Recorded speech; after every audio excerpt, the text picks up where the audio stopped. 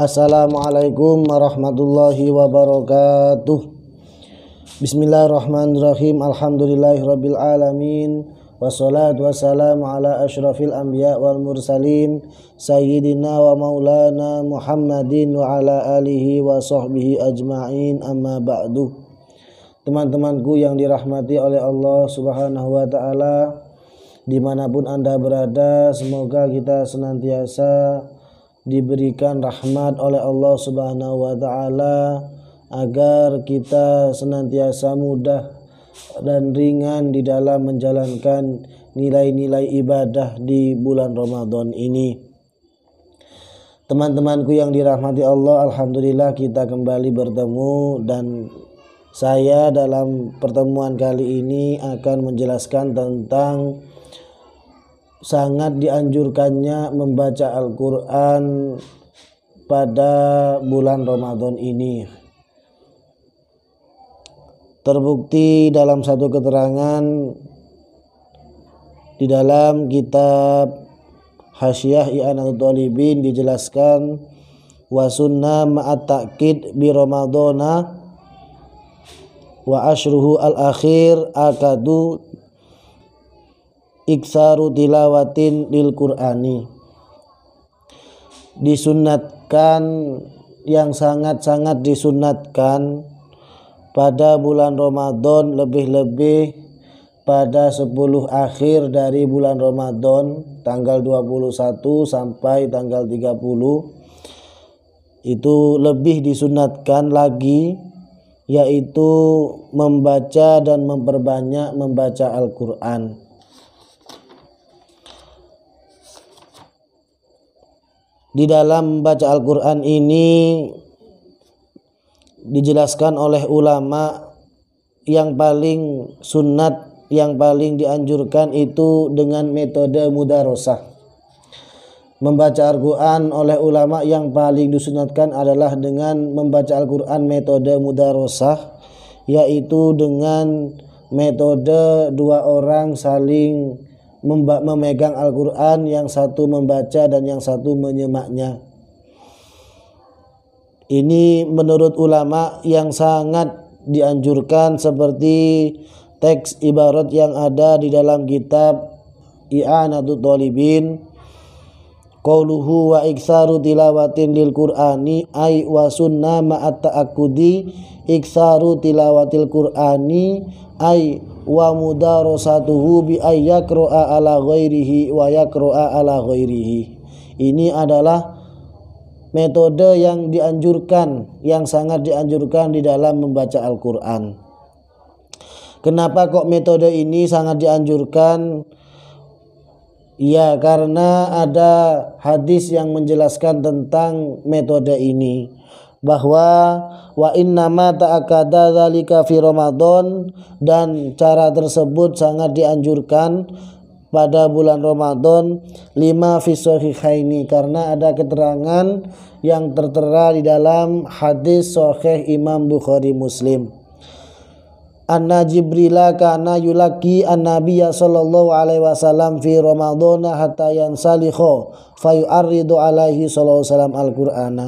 Hadis ini yang mendasari bahwa metode mudarosah, yaitu yang dua orang, yang pertama membaca Al-Quran dan yang lain menyimaknya, ini yang paling baik di dalam pembacaan Al-Quran di bulan Ramadan ini.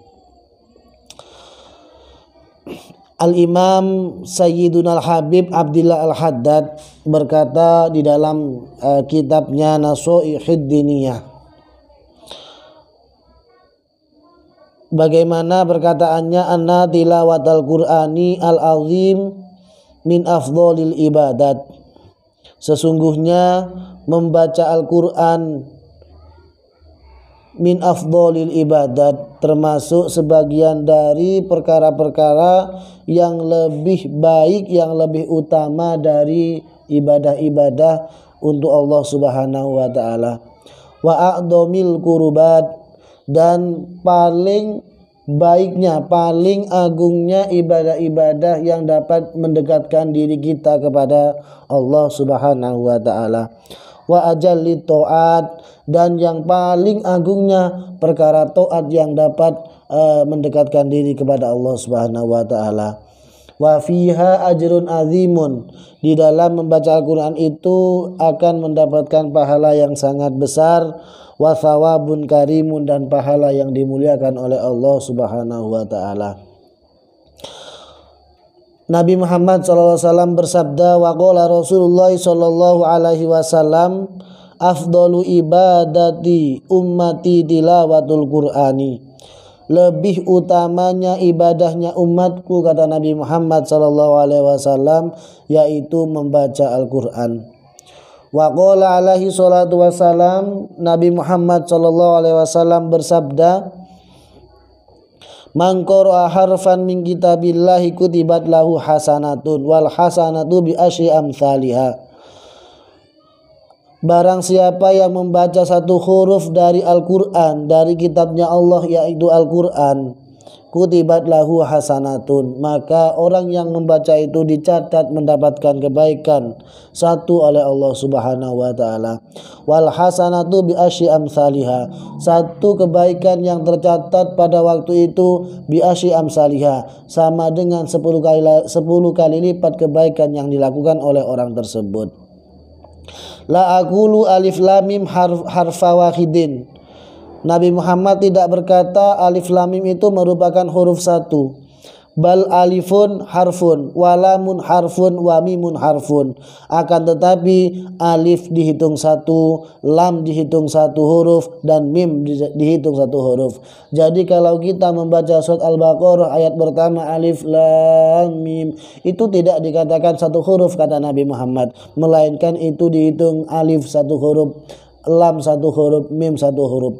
Dari 3 huruf itu dikalikan 10 nantinya. Wa qala alaihi salatu wassalam, dan Nabi Muhammad SAW bersabda, yaqulullahu ta'ala, dan ini termasuk hadis qudsi, Allah berkata, man syaghalahu dzikri wa tilawatu kitabi an mas'alati a'taituhu afdhala ma u'tiya as-sa'ilin. Barang siapa yang menyibukkan dirinya untuk berzikir kepadaku, kata Allah Subhanahu wa taala, dan membaca Qur'anku dan membaca kitabku kepada Allah Subhanahu wa taala, maka a'taituhu, maka katanya Allah, aku akan memberikan sesuatu yang lebih baik terhadapnya dari apa-apa yang diminta oleh orang-orang yang meminta kepadaku, katanya Allah Subhanahu wa taala. Wa fadlu kalamillahi ala sa'il kalam kafadillahi ala khalqi, dan keutamaan firmanku, kata Allah Subhanahu wa taala, itu mengungguli dari selainnya kalam-kalam atau ucapan-ucapan, perkataan-perkataan dari selainku, kata Allah, bandingannya kafadillahi ala khalqi, seperti bandingannya derajat betapa agungnya Allah daripada hambanya Allah Subhanahu wa taala. Wa qala alaihi salatu wassalam, dan Nabi Muhammad SAW kembali bersabda, iqra'u al-Qur'ana fa innahu ya'ti yaumal qiyamati syafi'an li ashabi. Bacalah kalian Quran, fa innahu ya'ti yaumal qiyamati syafi'an li ashabi, karena sesungguhnya Al-Qur'an akan memberikan syafaat besok di hari kiamat bagi pembacanya. Sayyidina Ali karamallahu wajhah berkata, man qara al-Qur'ana wa huwa qa'imun fi sholati kana lahu bi kulli harfin mi'atu hasanatin. Barang siapa yang membaca Quran dan dia sedang berdiri melakukan sholat, maka dia akan mendapatkan 100 kebaikan dari masing-masing huruf yang dibacanya. Wa man qara'ahu wa huwa qa'idun fi sholati, barang siapa yang membaca Al-Qur'an dan dia sedang duduk di dalam melaksanakan sholatnya, kana lahu bi kulli harfin khamsuna hasanah, maka dia mendapatkan 50 kebaikan dari masing-masing huruf yang dibacanya. Wa man qara'a kharija sholati wa huwa ala taharatin kana lahu bi kulli harfin khamsun wa ishruna hasanah. Barang siapa yang membaca Al-Quran di selain sholat atau di luar sholat dan dia membaca dalam keadaan suci, maka dia akan mendapatkan 25 kebaikan dari masing-masing huruf yang dibacanya. Wa man qara'ahu wa huwa ala ghairi taharatin kana lahu bi kulli harfin asyru hasanatin. Barang siapa yang membaca Al-Quran dan dia tidak dalam keadaan suci dalam membaca Al-Qurannya, maka dia akan mendapatkan 10 kebaikan dari masing-masing huruf yang dibacanya. Teman-temanku yang dirahmati Allah Subhanahu wa taala, di dalam membaca Al-Quran tentunya harus memenuhi adab, memenuhi tata krama di dalam membaca Al-Quran agar kita membaca Al-Quran senantiasa diridhoi oleh Allah Subhanahu wa taala dan mendapatkan pahala yang besar dari Allah Subhanahu wa taala. Salah satu daripada adab yang paling penting yang perlu kita lakukan adalah yang pertama, ayakuna atali fi tilawatihi mukhlishon lillah. Orang yang membaca Al-Quran harus ikhlas niat membaca karena Allah Subhanahu wa taala, wa muridan biha wajhahu al-karim, dan mengharap dari bacaan Al-Qur'annya itu ridho Allah Subhanahu wa taala, wa taqarrub ilahi, dan berniat agar lebih dekat kepada Allah Subhanahu wa taala, wal fauza bisawabih, dan berniat agar mendapatkan pahala dari membaca Al-Qur'annya. Wa alla yakuna muraiyan wala mutasannian wala mutazayyinan lil makhluk wala taliban bitilawati syai'an minal hudud al-ajilah wal aghrad al-faniyah az-zailah. Dan orang yang membaca Quran sebaiknya tidak ada unsur riya, tidak ada unsur pamer, tidak ada unsur karena selain Allah di dalam membaca Al-Quran, dan tidak karena makhluk sama sekali, dan tidak mencari dari apa yang dibacanya sesuatu dari duniawiyah, dan tidak ada tujuan-tujuan yang dapat menghapus pahala-pahala yang dibaca dari Al-Quranul Karim. Teman-temanku yang dirahmati Allah Subhanahu wa taala, di dalam membaca Al-Quran tentunya ada waktu-waktu yang sangat dianjurkan di dalam membaca Al-Quran tersebut. Tertera di dalam kitab Hasyiah I'anatul Thalibin bahwa dijelaskan oleh Al-Imam An-Nawawi dalam kitab Azkarun Nawawi, i'lam anna afdolal qiraati maka nafis sholati. Ketahuilah bahwa paling utamanya membaca Al-Quran yaitu ketika sedang melaksanakan sholat. Ada wa madhabul Imam Asy-Syafi'i wa akharina rahimahumullahu ta'ala. Adapun madhab Imam Asy-Syafi'i dan selainnya, anna tatwilal qiyam fi sholat bil qiraah afdalu min tatwili sujud wa ghairihi. Sesungguhnya memanjangkan bacaan di dalam melaksanakan sholat itu lebih utama daripada memanjangkan sujud dan selainnya. Wa ammal qiraah fi ghairi sholati, adapun waktu yang paling baik membaca Al-Quran selain kita melaksanakan sholat atau di luar sholat, yaitu membaca pada waktu malam. Membaca pada waktu malam itu adalah yang paling baik, yang paling utama, kata Al-Imam An-Nawawi di dalam kitabnya Azkarun Nawawi. Kemudian dari membaca malam itu yang lebih baik lagi adalah separuh kedua dari malam yang dibacanya, yaitu jam 12 ke atas, bukan setelah maghrib ataupun tapi yang paling baik adalah jam 12 ke atas. Wa nisful akhir minhu afdhalu minal awal. Kemudian adapun membaca Al-Quran antara waktu maghrib dan waktu isya, yakni setelah sholat maghrib dan sebelum sholat isya, itu adalah waktu yang sangat disukai oleh Allah Subhanahu wa taala. Wa amma qiraatun nahari, adapun membaca Al-Qur'an pada waktu siang, yaitu yang paling baik membaca Al-Qur'an di waktu siang ialah waktu setelah melakukan sholat subuh. Jadi urutannya membaca Al-Qur'an itu adalah yang paling baik itu membaca di dalam waktu sholat, membaca Al-Qur'an di dalam waktu sholat ketika mengerjakan sholat. Kemudian ketika kita membaca Al-Quran di selain waktu sholat, artinya di luar waktu sholat, maka yang lebih baik membacanya itu di malam hari. Dari membaca di malam hari tersebut, yang paling baik adalah membaca separuh kedua malam hari tersebut. Dan sedangkan membaca Al-Quran pada waktu antara sholat maghrib dan sholat isya itu adalah waktu yang dicintai oleh Allah Subhanahu wa Ta'ala.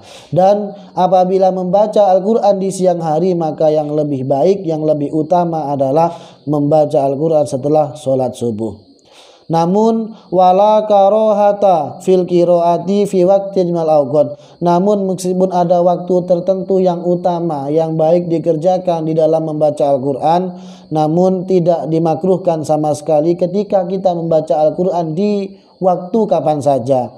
Bahkan wala fi awqatin nahyi anis sholat, bahkan di waktu-waktu yang di situ itu dilarang melaksanakan sholat, itu tidak dimakruhkan sama sekali. Artinya di dalam membaca Quran itu tidak terikat waktu, di mana di kapanpun boleh untuk dibaca selama tidak di tempat yang mustagzarat, seperti halnya di kamar mandi ataupun di tempat-tempat yang tidak pantas untuk dibaca Al-Quran. Dimanapun dan kapanpun itu disunatkan membaca Quran. Namun dari waktu itu ada waktu-waktu yang sangat dianjurkan, yang lebih utama, yang lebih baik untuk dibaca Al-Quran.